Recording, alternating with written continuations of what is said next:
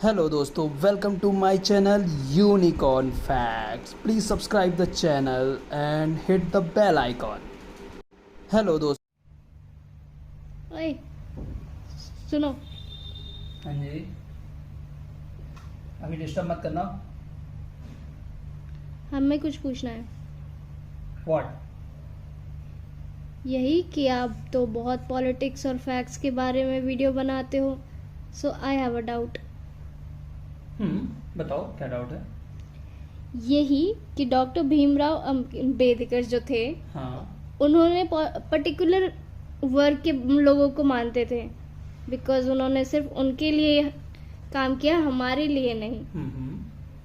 तो उनकी उस चीज़ के लिए उनको मैं क्यों फॉलो करूं, अपनी लिस्ट में क्यों रखूं उनको?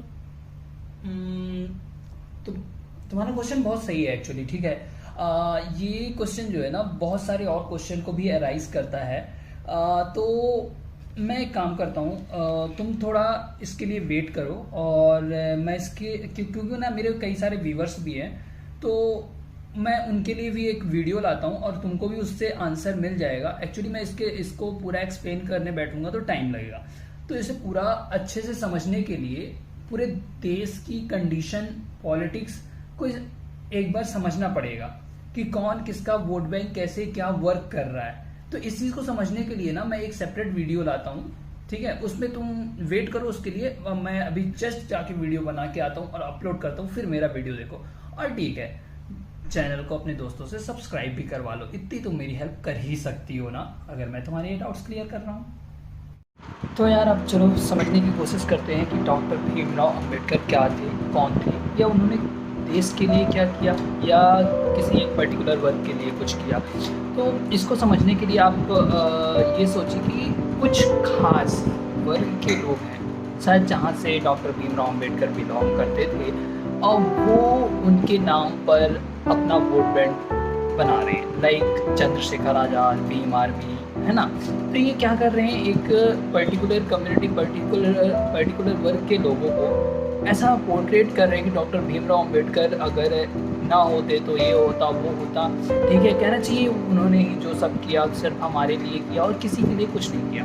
देखो, हमारे लिए किया ये बोलना ओके है, बट उनसे छीन कर हमें हक दिलाया, ये कहने पे एक निगेटिव पोर्ट्रेट, आप एक निगेटिव जो परसेप्शन है वो पोर्ट्रेट कर रहे हो दूसरों पे, तो ये गलत हो जाता है।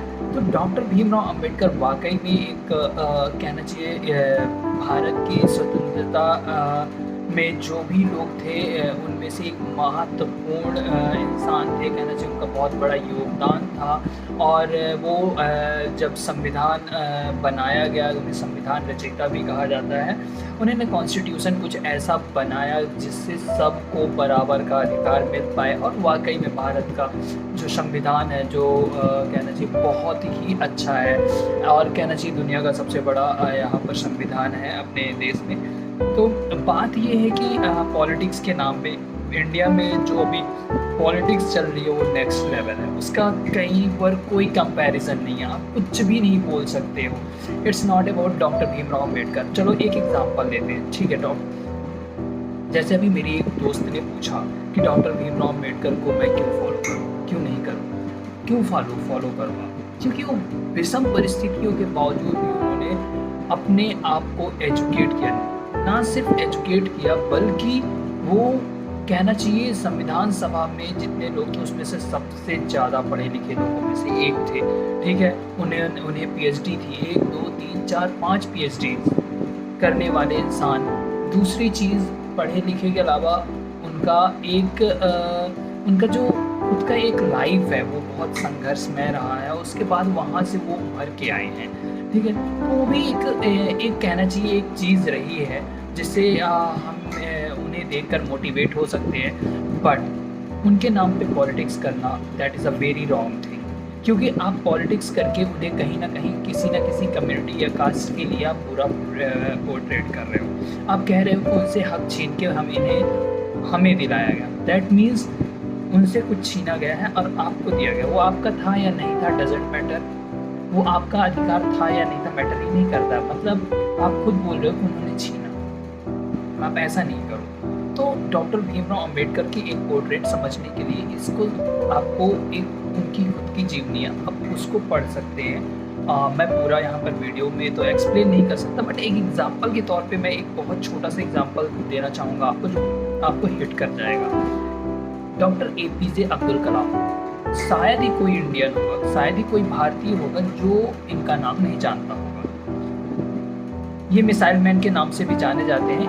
ये मुस्लिम कम्युनिटी से आते हैं, बट कोई भी हिंदू या कोई भी मुस्लिम या कोई भी जो अपने आप को भारतीय कहता हो, इनके खिलाफ कभी बोला हो तो बताओ। मुझे नहीं लगता कि मतलब 0.1% भी इंडियंस होंगे जो उनके खिलाफ बोल देंगे, या कि वो बोल देंगे वो मुस्लिम है, ये है, वो है। तो डॉक्टर भीमराव अंबेडकर को ही क्यों बोला जा रहा है?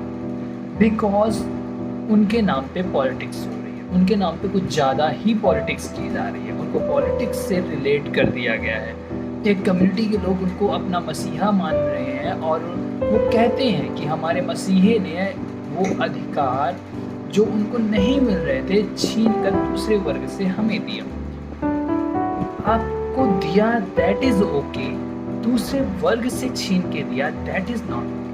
वो आपका अधिकार था, आपको मिला, इससे हमें भी खुशी है, इक्वलिटी जरूरी है। बट अगर आप कहते हो तो कि उनसे छीन के दिया, that is not a good thing. दूसरी तरफ चंद्रशेखर आजाद जैसे लोग जो भीम आर्मी में काम कर रहे, भीम आर्मी के सहारे कहना चाहिए अपना एक अपना वोट बैंक बना रहे हैं, ठीक है। ऐसे लोग आपको हो सकता है कुछ हद तक हेल्प कर पाएँ, न्याय दिला पाएँ, बट अल्टीमेट मतलब अंत में ये क्या कर रहे हैं? ये सिर्फ अपना वोट बैंक बना रहे हैं, नथिंग एट ऑल, है ना। तो अगर मान लो कल को कोई मुस्लिम लीडर या कि कोई भी जैसे ओवैसी हो गया या हो गए या किसी कोई भी मुस्लिम लीडर, ठीक है, उठा के आता है, बोलता है APJ अब्दुल कलाम के नाम पे APJ अब्दुल कलाम आर्मी, कलाम आर्मी, कलाम आर्मी, हो सकता है कुछ पर्टिकुलर वर्ग के लोग उनसे भी उनके भी एक मतलब पर्टिकुलर वर्ग के लोगों के मन में उनके लिए भी एक निगेटिव इमेज क्रिएट हो जाए। तो इस चीज़ को अंडरस्टैंड करने की ज़रूरत है। राजनीति और लोगों की राजनीति, ठीक है, राजनीति और लोगों की राजनीति जो हो रही है वो बहुत बुरी है। तो आप इससे बचिए। आपको ये समझना पड़ेगा, देखना पड़ेगा कि आपका कोई किस नाम पे कैसे आपका फ़ायदा उठा रहा है ना। जैसे फॉर एग्ज़ाम्पल मैं आपको यहीं पर लेना चाहूँगा कि RSS क्या है? हिंदुत्व क्या है? हिंदू क्या है? BJP क्या है? कैसे आपस में ये सब जुड़े हुए हैं? हाँ, BJP का आप कोई भी मुद्दा देख लीजिए, BJP का कोई भी एंकर देख लीजिए, वो अपनी सारी डिबेट को ले जाके कहाँ ख़त्म करता है? हिंदू मुस्लिम के मुद्दे में। मतलब 99% आपको ऐसे मिल जाएंगे। तो ये क्या है? एक पर्टिकुलर वर्ग के लोगों को टारगेट किया जा रहा है और उनकी साइकोलॉजी के साथ खेला जा रहा है। अब लोग समझ नहीं रहे, इसी में बहुत सारे, जिनको हम अंधभक्त कहते हैं, बहुत सारे लोग इस कहना चाहिए ट्रॉमा में हैं कि वो हिंदुत्व को बचा सकते हैं, RSS हिंदुत्व को बचा सकती है, हिंदुओं को बचा सकती है, अदरवाइज पूरे देश में कब्जा हो जाएगा मुस्लिमों का और ये वो फला ढमाका। उनके दिमाग में ये चल रहा है। बट समझने की ज़रूरत है, वो हिंदुत्व को उससे मतलब नहीं है। अभी मोदी जी के आप रिसेंटली कुछ अच्छे निर्णय के बारे में अगर सुने होंगे जो रिलेट करते हैं मुस्लिम कम्युनिटी से, तो आपको थोड़ा सा पता लगा होगा। आप सिर्फ उनके लिए एक vote bank in the name of Hindutva only, Hindutva के नाम पर हिंदुओं का वोट लेना है और फिर रामलला की मंदिर बनवानी है और कहना है कि हाय कॉरिडोर बन गया, रामलला की मंदिर बन गई, अब 2 वोट मुझे और हम जाके कूद के देंगे। विकास हुआ है। विकास क्या हुआ है? राम भगवान की मंदिर। हमारी आस्था राम भगवान से बहुत ज़्यादा है, बहुत ज़्यादा हम इंस्पायर्ड हैं। बट इट डजेंट मीन ना कि आप उनके नाम पे पॉलिटिक्स करो, आप धर्म के नाम पे पॉलिटिक्स करो, उनके नाम पे वोट मांगो, मंदिर बनवाए हो इसके नाम पे वोट मांग रहे हो, और हम दे रहे हैं। ये है आरएसएस, यही है बीजेपी, और यही है हिंदू। पहले भी हिंदू था, पहले भी था, एग्जिस्ट कर रहा था, इतना ज्यादा हवा नहीं मचा था। आज कैसे मचा? पहले भी मुस्लिम थे, हिंदू थे, सिख थे, ईसाई थे, भारत में रह रहे थे। अभी बीजेपी के कार्यकाल के टाइम से ये हिंदू मुस्लिम क्यों इतना बढ़ रहा है? दंगे हो रहे हैं या करवाए जा रहे हैं, है ना, कि रोकने के नाम पे। वो होता है ना, कहीं एक जगह विस्फोट करा दो, फिर जाके उसी में हेल्प कर दो गरीबों की, बस काम हो गया। आया कि जैसे पहले आज वो होता था ना, कुछ कहना चाहिए रोमियो टाइप लवर्स होते थे हमारे टाइम में। हमारी जब कहना चाहिए 20-21 साल की उम्र थी, तो वो हम लोग मूवीज़ में क्या देखा करते थे कि लड़की को जाए गुंडे छेड़े और जाके बचा ले, बस लड़की प्यार में पागल। वही हिंदुत्व हैं हम, वही हिंदू हैं हम समझ लो हम लड़की हैं। मोदी जी ने कुछ भेजा है और हमें छेड़ा गया है। मोदी जी भी आए, बोला हाय हाय हाय हाय, हम बचा लिए बचा लिए बचा लिए। अब और हमें लग रहा नहीं, हिंदुत्व को के रखवाले तो मोदी जी है, आरएसएस है। बट ऐसा नहीं है, ना आरएसएस हिंदुत्व की रखवाली है, ना ही बीजेपी है, ना ही मोदी जी है। ठीक है, तो इस चीज़ को समझो और राजनीति से बचो। राजनीति बहुत गंदी चीज़ है, और धर्म की राजनीति तो सबसे गंदी चीज़।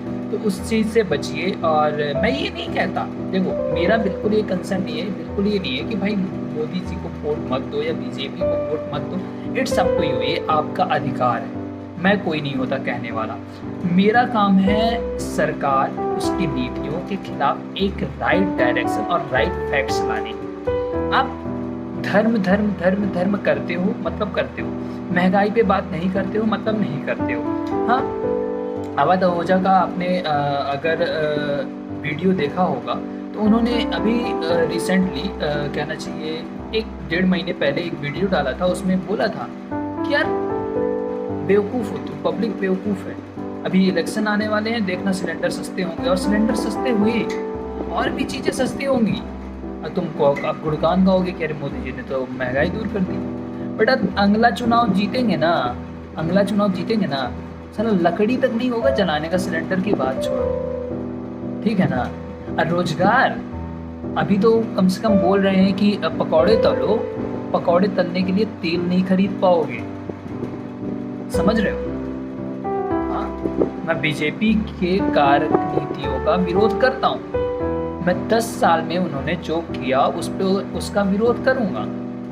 मणिपुर में जो हुआ उसका विरोध करूंगा, और करना चाहिए, सबको करना चाहिए, पूरे देश को मिलकर करना चाहिए। आखिर हमने इन्हें वोट दिया है, ये हमारे वोट के दम पर आए हैं और 5 साल के लिए आए हैं, तभी इतना भूकंप मचाए हैं। तो इन्हें सुधारना तो पड़ेगा ना। टैक्स पेयर हो, टैक्स देते हो, आप भी देते हो, एज अ भक्त तुम भी देते हो बे। लेकिन नहीं, कुछ ऐसी चमन लोग हैं, ऐसे कहना चाहिए होशियार लोग हैं जिनका दिमाग के ज्ञान चक्षु जो हैं वो अलग ही लेवल पे जाते हैं। यार एक बंदे से मैंने बात कर रहा, मैंने नॉर्मल पोस्ट डाला कुछ ऐसे ही बीजेपी और कांग्रेस को लेके था, वो आ गया एक वक्त, मतलब अफेंड हो गया, लड़ने लगते हैं लोग। जितने भी बीजेपी के सपोर्टर है उसमें से आप मैक्सिमम देखोगे ऑफेंड बहुत जल्दी होते हैं, अग्रेसिव होते हैं। अरे तूने कैसे कह दिया, अरे बीजेपी ऐसे नहीं है। बट ये सोच, ये आक्रामकता आई कहाँ से? ये सोच हमारे दिमाग में डाली किसने? आरएसएस, बीजेपी या कोई और? तो दोस्तों इस चीज़ को समझने की ज़रूरत है, और आप इन ढकोसलों से दूर रहिए, है ना। और ये जो राजनीति है, धर्म की राजनीति, उससे दूर रहिए और देखते रहिए कहना चाहिए यूनिकॉर्न फैक्ट्स को। और मैं यही बोलूँगा कि डॉक्टर भीमराव अंबेडकर के बारे में अगर बात की जाए तो बहुत ही अच्छे इंसान थे और उन्होंने देश के लिए बहुत कुछ किया है। हालांकि मैं ट्राई कर रहा था उनकी पूरी जीवनी पढ़ने के लिए, पर मैं वो कर नहीं पाया। मैं पेज नंबर 37 के बाद उनकी एक बुक है जिसके बाद ही मैं वीडियो बना रहा हूँ। तो मैं उतने में ही बहुत ज़्यादा इंस्पायर्ड हो गया हूँ और मैं आगे उसको कंटिन्यू करूँगा। आगे चल के आपको फीडबैक भी दूंगा कि वो कैसी रही, क्या रहा, ठीक है। तो कहना चाहिए यार, हाँ एक और चीज़ यार, देखो मेरे को व्यूज़ कमेंट्स तो बहुत, मतलब कमेंट्स तो नहीं मिल रहे, बट व्यूज़ थोड़े बहुत तो आ रहे हैं, बहुत ज़्यादा नहीं आ रहे हैं। बट यार आप चैनल को लाइक करो यार, सब्सक्राइब करो और शेयर कर दो। शेयर करने से क्या होता है, रीच ज़्यादा बढ़ेगी। मतलब तुम अगर शेयर करोगे, तुम अपने व्हाट्सएप पे शेयर करोगे, तुम मेरे को सब्सक्राइब करोगे तो तुम्हारा कुछ नहीं जाएगा, बट शायद मेरी रिच बढ़ जाए, ठीक है। वो मेरे लिए एक मोटिवेशन होगा, तो प्लीज़ कर दो यार। और अगर आपको कहीं पर भी लगता है कि मेरी वीडियोस में कुछ दिक्कत आ रही है, कुछ इम्प्रूवमेंट की ज़रूरत है, डेफिनेटली आप कमेंट में मुझे सजेस्ट करो। I will definitely do. And thank you for watching.